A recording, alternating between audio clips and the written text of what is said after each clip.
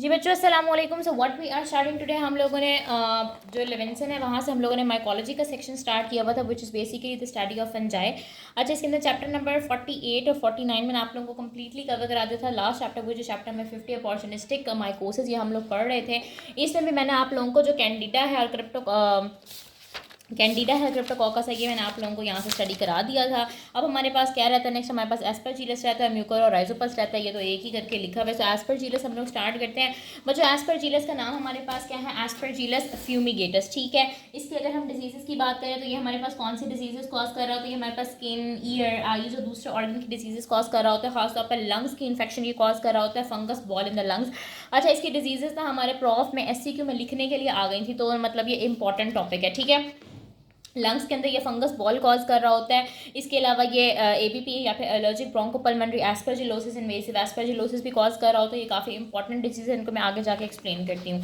अगर हम प्रॉपर्टीज़ की बात करें तो बच्चों मैंने आप लोगों को पहले ही बताया था कि जो ऑपॉर्चुनिस्टिक माइकोसिस होते हैं वो डायमॉर्फिक नहीं होते, वो सिंपल हमारे पास मोल्ड्स की फॉर्म में एग्जिस्ट कर रहे होते हैं। ठीक है, और मोल्ड है तो जाहिर है वो हाइफी भी बनाएगा, और इसके हाइफी हमारे पास किस तरह के होते हैं, सेप्टेट हाइफी। अच्छा, एस्परजिलस का ना और म्यूकर का ना अक्सर इनके हाइफी का और कोनीडिया का जो है ना वो फ़र्क आ जाता है। तो एस्परजिलस के जो हाइफी होते हैं ना वो हमारे पास क्या होते हैं, ऐसे वी शेप्ड होते हैं, या आप कह लें कि एक्यूट एंगल्ड होते हैं, और सेप्टेट होते हैं, यानी कि दरमियान में सेप्टा होता है। और आगे हम लोग म्यूकर इंशाल्लाह पढ़ेंगे तो उसके जो होते हैं ना वो राइट एंगल्ड हाइफी होते हैं। ठीक है, यानी कि इस तरह से कुछ यूं करके जो है ना इसके हाइफी होते हैं, और ये हमारे पास क्या होते हैं, ज़रा वाइड होते हैं, और इसके अलावा इनके दरमियान सेप्टास भी नहीं होते। तो इसमें हमारे पास क्या होता है, सेप्टेट हाइफी होता है, वी शेप्ड इसकी ब्रांचिंग हुई भी होती है।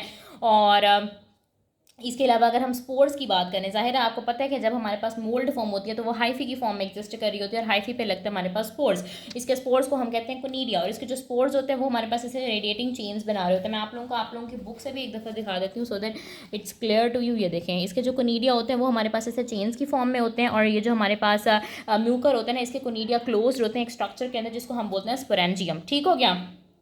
जो हमारे पास एस्परजिलस है, इसके कोनीडिया या इसके स्पोर्स रेडिएटिंग चेन्स बना रहे होते हैं, और जो म्यूकर होता है उसके कोनीडिया इस तरह से हमारे पास क्लोज होती हैं।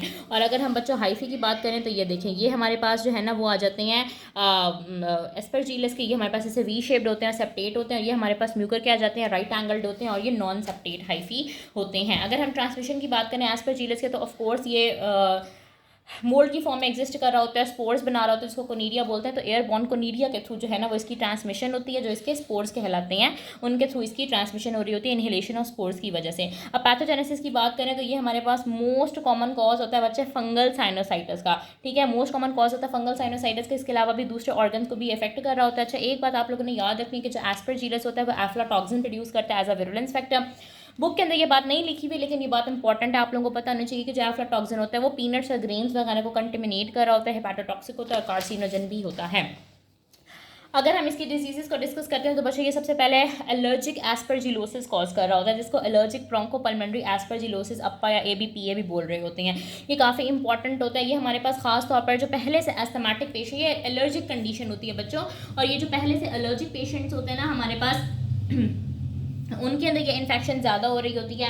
वैसे ही इसकी जो इन्फेक्शन होती हैं वो न्यूट्रोपीनिक पेशेंट्स के अंदर ज़्यादा होती हैं। इसकी भी, और बाकी जो हम लोगों ने कैंडिडा पढ़ा था उसमें भी न्यूट्रोपीनियन जो होता है ना वो उसका एक प्री डिस्पोजिंग फैक्टर होता है। तो ये फंगल साइनोसाइटिस कॉज कर रहा होता है, एलर्जिक ब्रोंकोपल्मोनरी एस्परजिलोसिस कॉज कर रहा होता है, जो खासतौर पर एस्थमा पेशेंट में होता है। इसमें सिम्टम्स आपको क्या मिलेंगे, वीजिंग, कफ, यानी कि सीटी की आवाज़, सांस लेते हुए खांसी। इसके अलावा इयोजिनोफिलिया, इयोजिनोफिल्स का जो काउंट होता है, इयोजिनोफिल्स क्या होता है हमारे पास, एक टाइप ऑफ WBCs होते हैं जो कि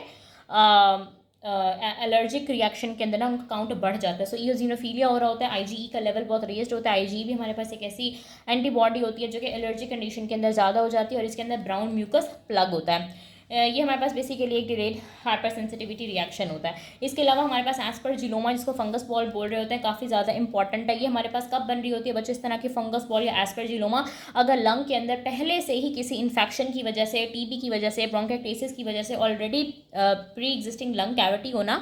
ठीक है, फॉर एग्जाम्पल एक TB का पेशेंट है, उसके अंदर लंग कैविटीज़ बनी हुई थी, उसके लंग के अंदर ग्रैनुलोमास बने हुए थे। अब उसको एस्परजिलस की इन्फेक्शन हो गई, तो एस्परजिलस जो है ना वो उसके लंग्स में जाके वहाँ पर रिजाइड करना स्टार्ट कर देगा। सिम्टम्स क्या होंगे, कफ हो सकता है, हेमोप्टिसिस हो सकता है, यानी कि बलगम के अंदर खून का आना। इसके अलावा जब हम एक्सरे कराएंगे तो उसके ऊपर आपको रेडियो प्लैक स्ट्रक्चर्स मिल रहे होंगे, ओपेसिटीज़ मिल रही होंगी, और जब वो पेशेंट जो है ना वो इरेक्ट से सुपाइन पोजीशन के अंदर मूव करता है ना, तो आपको जो radio plaque structures, radio pack structures होते हैं ना, वो भी आपको उनकी पोजीशन भी चेंज मिलती है। ठीक हो गया। अच्छा, उसके बाद हमारे पास इन्वेजिव एस्परजिलोसिस भी होता है, जो खासतौर पर न्यूट्रोपेनिक पेशेंट्स के अंदर होता है, और ये इन्वेड कर रहा होता है लंग्स को भी, इन्वेड कर सकता है ब्रेन को भी इन्वेड कर सकता है, वहाँ पे एब्सेस फॉर्मेशन करा सकता है।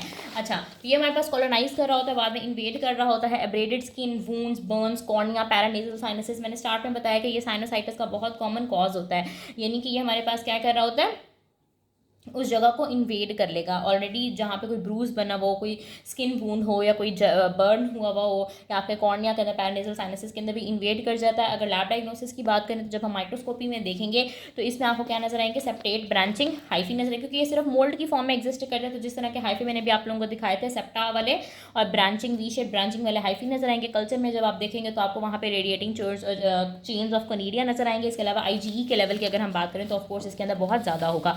सो मैं एक दफ़ा फिर रिवाइज करा देती हूँ बच्चों। एस्परजिलस हमारे पास क्या है, एस्परजिलस फ्यूमिगेटस है, जो कि इन्फेक्शन हमारे पास कॉज कर रहा होता है स्किन, आइज, ईयर्स की, फंगस बॉल करा रहा होता है लंग्स के अंदर, और एलर्जिक ब्रोंकोपल्मोनरी एस्परजिलोसिस कॉज कर रहा होता है। प्रॉपर्टीज़ क्या होती हैं कि ये सिर्फ मोल्ड की फॉर्म में एग्जिस्ट कर रहे हैं, इसमें सेप्टेट, हाइफी होते हैं, वी शेप ब्रांचिंग के साथ इसके जो कनीडिया होते हैं वो रेडिएटिंग चेन्स बना रहे होते हैं, और इन्हीं कनीडिया के थ्रू इसकी ट्रांसमिशन हो रही होती है। या फंगल साइनोसाइटिस कॉज करा रहा होता है।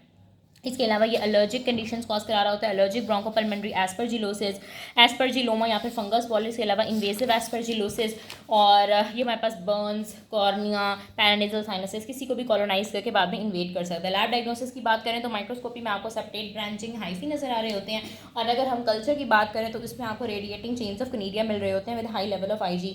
अच्छा, अगर आप लोगों को यहाँ से नोट्स इतने ज़्यादा विजिबल नहीं है, या कोई जो है ना स्क्रीनशॉट लेने में प्रॉब्लम आ रहा है, तो आप लोग मेरे गाइडलाइंस वाले ग्रुप के अंदर ऐड हो सकते हैं। 0333164155 इज़ माई नंबर।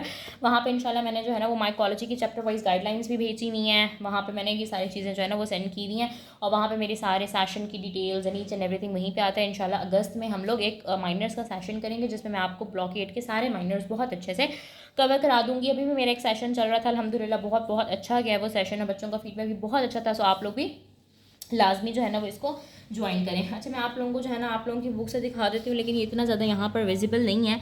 इसके अंदर यहाँ पे ये देखें, ये एस्परजिलस है, इसमें जो है ना इसके सेपरेट हाइफी दिखाए हुए हैं, लेकिन ये इतना बेहतर जो है ना वो नज़र नहीं आ रहा। तो हम लोग क्या करते हैं कि ये टेबल रिवाइज कर लेते हैं। देखें, एस्परजिलस है तो ये form in tissue seen by microscopy, आपको क्या नजर आएंगे, सेपरेट हाइफी नजर आएंगे, मोल फॉर्म नजर आएगी।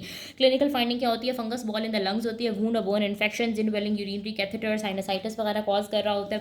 लैब में आप जब कल्चर ग्रो करते हैं तो उसके अंदर क्या आपको मिलता है, विद ग्रीन स्पोर्स कोनीडिया होते हैं रेडिएटिंग चेन्स की फॉर्म में। और नेक्स्ट हमारे पास म्यूकर और राइजोपस रह जाता है, और इंशाल्लाह फिर हम लोग वो नेक्स्ट वीडियो के अंदर करते हैं।